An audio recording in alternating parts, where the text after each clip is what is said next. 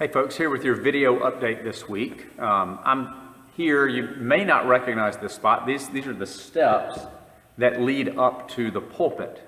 Sometimes when I'm at the church and in a mood where I need to think about some stuff, this is a space I end up heading to. I think of Winnie the Pooh, who had his thinking spot that he would go to sometimes.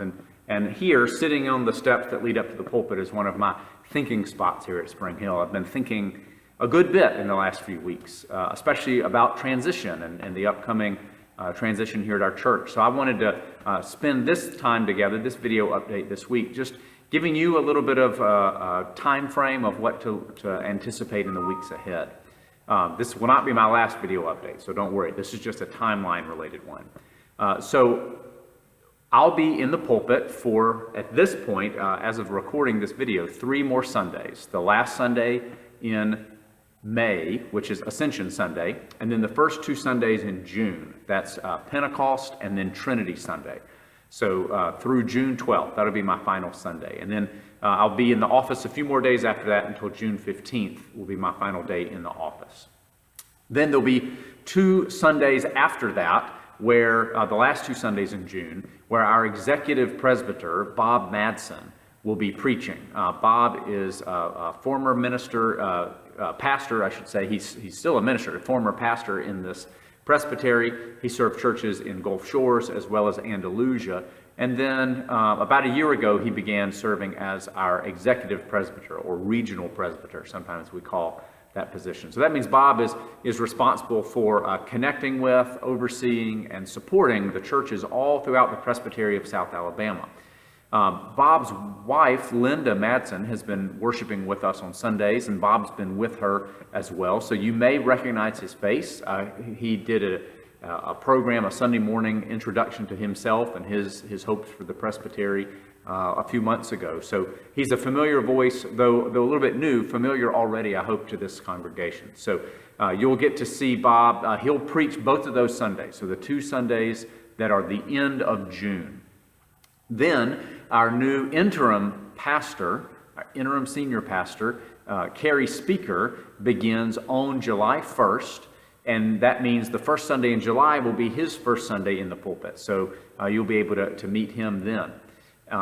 The following week, July 10th, I believe, is Spring Hill Sunday. And so our own Lawrence Huey, as well as a few other helpers, will be preaching in that worship service. We always have Spring Hill Sunday sometime in the middle of July to commemorate the anniversary of the founding of our congregation, as well as to celebrate the membership of our church. And so we often or always have a member of the congregation who preaches at that service. So Lawrence Huey will be that person. And then fast forward a few weeks to have a few weeks to get to know Carrie Speaker, our interim pastor, and he'll be able to connect with you.